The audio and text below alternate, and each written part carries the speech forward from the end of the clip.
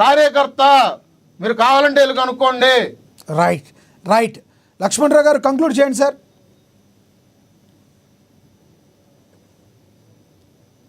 లక్ష్మణరావు గారు మీ వాయిస్ మ్యూట్లో ఉంది సార్, చూడండి. లక్ష్మణరావు గారు చెప్పండి, కంక్లూడ్ చేయండి.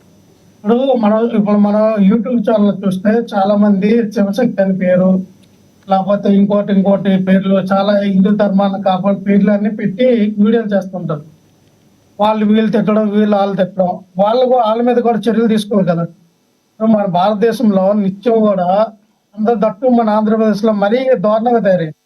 ఎంత దారుణంగా అంటే దేవుళ్ళ యొక్క వాళ్ళ తల్లిదండ్రులు, అంటే దేవుణ్ణి ఎవరినైతే మనం దేవుడిగా పూజిస్తామో వాళ్ళ తల్లిదండ్రులు, వాళ్ళ పిల్లల గురించి, వాళ్ళ గురించి వికృత శాస్త్రం, అంటే క్రిస్టియన్స్ మీద హిందువుల మీద క్రిస్టియన్స్ మీద మైనార్టీ వర్గాల సంబంధించిన వీళ్ళందరూ కూడా రోజు రోజుకి మాట్లాడుకుని వీడియోలు చేస్తూ ఉన్నారు.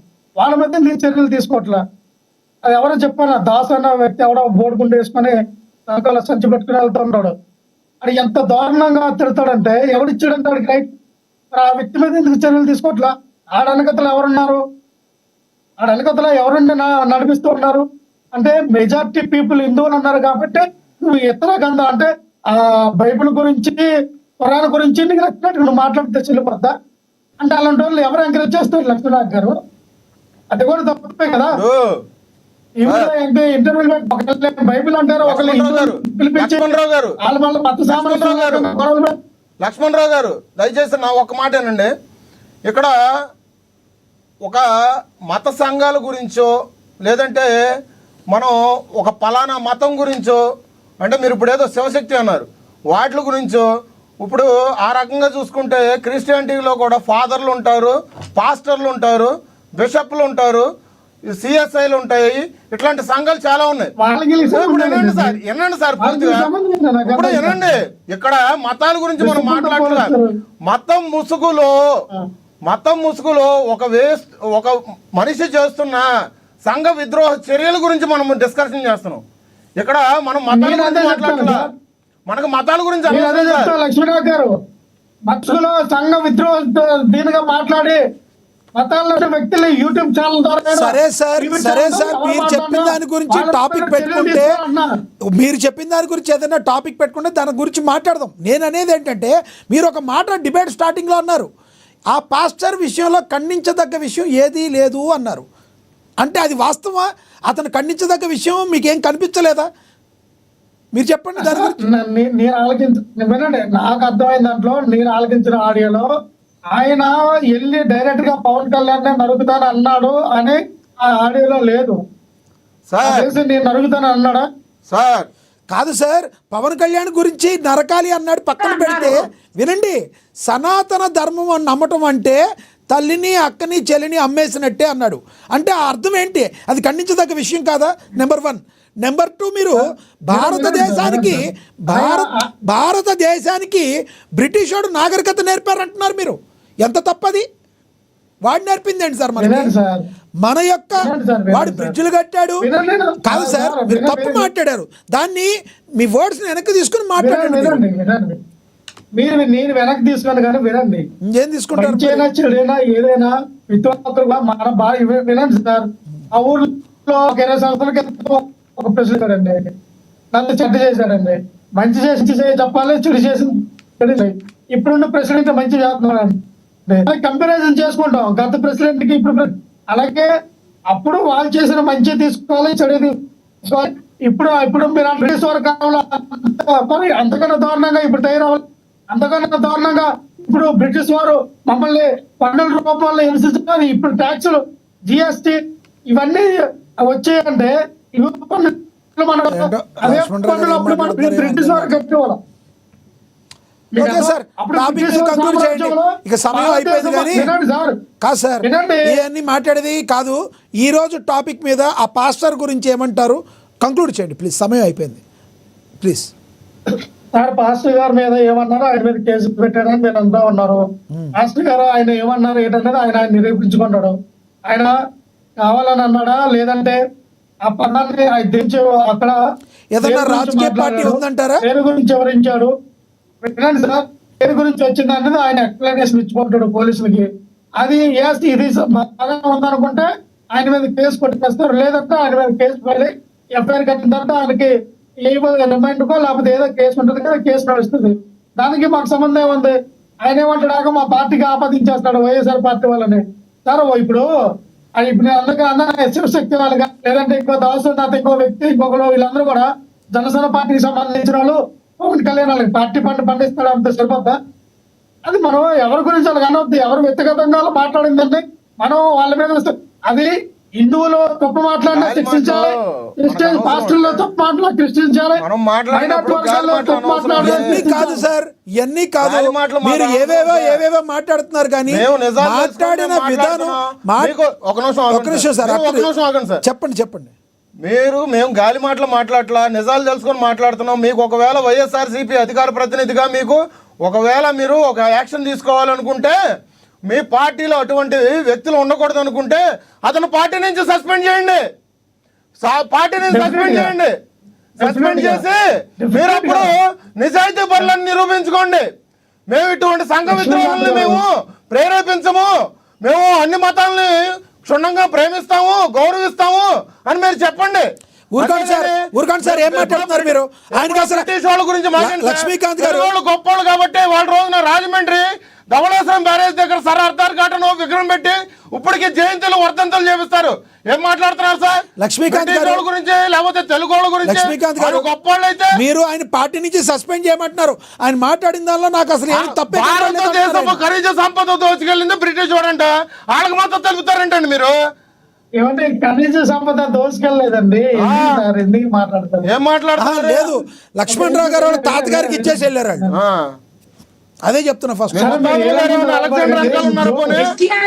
ఇతను బ్రిటిష్ వాళ్ళకి పరోక్షంగా సపోర్ట్ చేసి బ్రిటిష్ వాళ్ళకి సపోర్ట్ చేస్తున్నట్టు కొంచెం ఇక్కడ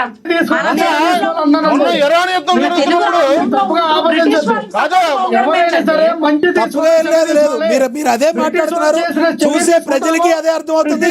లావణ్య గారికైనా, అక్షర సత్యం గారికైనా, లక్ష్మీకాంత్ గారినా, లక్ష్మీనాయకైనా మీరు మాట్లాడేది అదే అర్థమవుతుంది. పాకిస్తానీలు ఉంటారు, భారతదేశంలో ఇరాన్ వాళ్ళు ఉంటారు, భారతదేశంలో బంగ్లాదేశ్ వాళ్ళు ఉంటారు, కానీ వాళ్ళ రోజున బ్రిటిష్ వారిని ప్రేమిస్తున్న ఏకైక వ్యక్తి వైఎస్ఆర్సీపీ అధికార ప్రతినిధి. శభాష్! ఇది భారతదేశాన్ని మీరు ప్రేమించేది. మీకు ఏ విధంగా హక్కు ఉంటుందండి? ఇక్కడ ఉండే హక్కు ఉందా? పోనీ ఇక్కడ ఉండే హక్కు ఉందా? భారతదేశం నా మాతృభూమి, భారతీయులంతా నా సహోదరులు, భారత మాతాకి జై.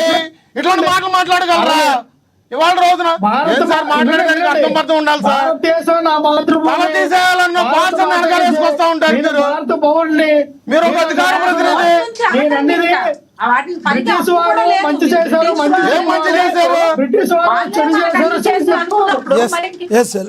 ఒక్క నిమిషం ఆగండి. లావణ్య గారు మీరు కంక్లూడ్ చేయండి, సమయం అయిపోయింది. లావణ్య గారు కంక్లూడ్ చేయండి. మంచి చెడు రెండు లక్ష్మణ్ రావు గారు ఇస్తాను ఆగండి. లక్ష్మణ్ రావు ఒక్క నిమిషం. లావణ్య గారు ఆగండి, ఏదో చెప్తున్నారు చెప్పండి. లక్ష్మణ్ రావు గారు ఇంకేం చెప్తారు చెప్పండి. అవసరమైతే ఒక 5 నిమిషాలు చేద్దాం. చెప్పండి. అలాగే సార్, నేను అంటానండి సార్, ఎవరైనా అండి ఇప్పుడు లక్ష్మీనాథ్ గారు మీరున్నారు, లక్ష్మీకాంత్ ఉన్నారు, లావణ్య గారు ఉన్నారు. మనం మంచి తీసుకోవాలి, చెడు తీసుకోవాలి, అంతేగాని మనం ఒకటే తీసుకుంటాం, ఒకటి తీసుకుంటే ఎలాగా? నేనేమంటే నేను ఒకటి చెప్తాను, నాకు ఎవరో తాతలు ముత్తాతలు కాదు, నేను భారతదేశంలో పుట్టిన వ్యక్తినే, నేను భారతదేశంలో ఉన్నటువంటి కాదు సార్, మంచి తీసుకోవాలి, చెడు తీసుకోవాలి. మీరు చరిత్ర పుస్తకాలు చదివే మీరు తీసుకుంటారు.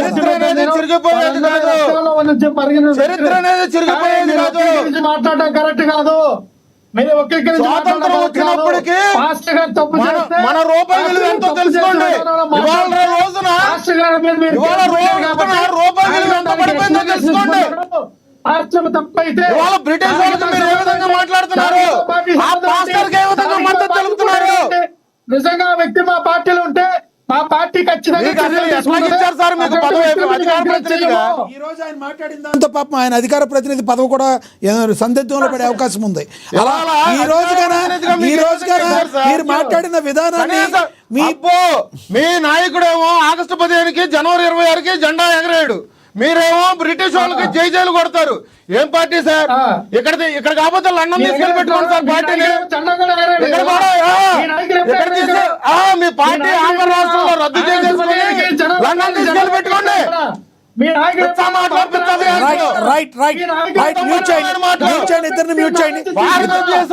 గౌరవం వ్యక్తులు మీరు అధికార ప్రతినిధులు, మీది ఒక పార్టీ. మ్యూట్ చేయండి ఇద్దరిని మ్యూట్ చేయండి.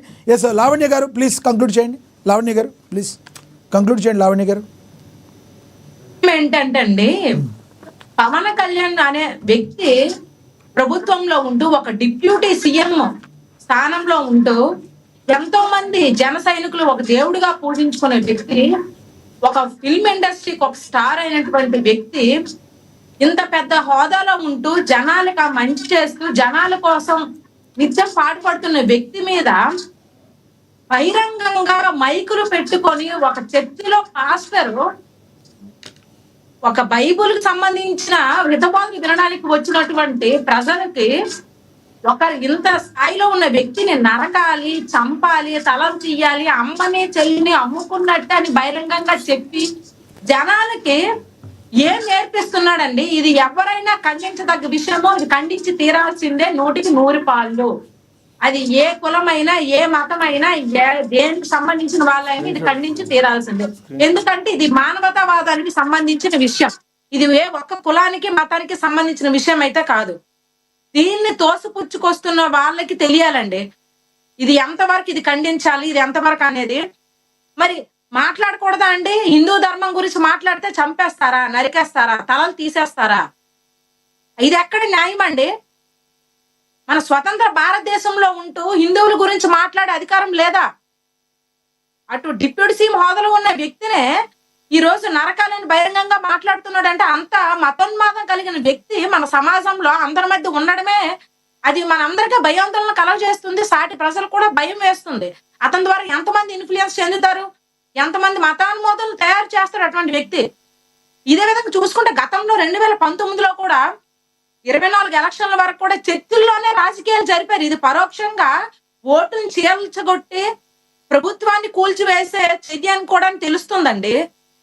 గతంలో చర్చిల్లోని కూడా రాజకీయాలు జరిపి జనాల్ని నరికేస్తాము, చంపేస్తామని బబ్బి పెట్టి ఓట్లు వేయించుకున్న పరిస్థితి కూడా తెలుస్తుంది. ఇప్పుడు అది నిజమని రుజువు అవుతుంది. ఎందుకంటే చర్చిలో బహిరంగంగానే ఈ విధంగా మాట్లాడి జనాలకి ఏం మెసేజ్ ఇవ్వాలనుకుంటున్నారు, ఎంతమందిని చేర్చాలనుకుంటున్నారు, ఎంత కులాల మధ్య మనుషుల మధ్య హింసని రేకెత్తించాలని చూస్తున్నారు. రైట్. అతని వెనక ఏ వ్యవస్థ ఉంది, ఎవరు ఉన్నారో బయటికి తీస్తామో ఖచ్చితంగా అతనికి కఠిన శిక్ష పడుతుంది. దాని వెనక ఎవరైనా ఎటువంటి వ్యవస్థ ఉన్నా ఎంత పెద్ద మనిషి ఉన్నా అది బయటికి లాగుతాం. ఎస్ లక్ష్మీకాంత్ గారు కంక్లూడ్ చేయండి సార్. లక్ష్మణరావు గారు ఇస్తాను సార్, మీకు ఇస్తాను సార్. ఆగండి ఒక నిమిషం ఆగండి సార్. లక్ష్మణరావు గారు మీరు చివరి మినిట్లో 1 minute టాపిక్ మీద కంక్లూడ్ చేయండి దయచేసి ప్లీజ్. అందరికీ అదే మాట్లాడమంటాను. రైట్. ప్రతిరోజు పడితే అక్కడ చాలా మంది మతాల మధ్య కులాల మధ్య స్టేట్మెంట్లు ఇస్తారు. వాళ్ళందరూ అడగటండి మాస్టర్ గారు తప్పిస్తే పాస్టర్ గారు దాని తప్పుకి దానికి శక్తి అనిపిస్తాడు. దానికి మా పార్టీకి ఎందుకు అడ్డగడుతున్నారు? ఒకవేళ మా పార్టీ ఉంటే ఆ వ్యక్తి మీద ఖచ్చితంగా మా పార్టీ యాక్షన్ తీసుకుంటుంది. అటువంటి మత తత్వ హింసాత్మ అన్నటువంటి ధోరణికి ఎక్కడో మేము ఇది చేయం. మళ్ళీ నేను చెప్తూ ఉన్నా, మీరు మళ్ళీ నన్ను ఇచ్చి వాళ్ళకి ట్రాక్ చేయాలని ఏదైతే అనుకున్నారో మంచి చెడు 2 తీసుకోవాలని చెప్పాను. దాన్ని మీరు నన్ను బ్రిటిష్ వారికి లేదా పాకిస్తాన్ సపోర్ట్ చేస్తున్నాడు బ్రిటిష్ వారు అలా కాదండి. ప్రతి ఒక్క దాంట్లో మంచి ఉంటుంది, చెడు ఉంటుంది, 2 తీసుకోవాలి సార్. మీ యొక్క మంచితనం ఏమో కానీ పాకిస్తాన్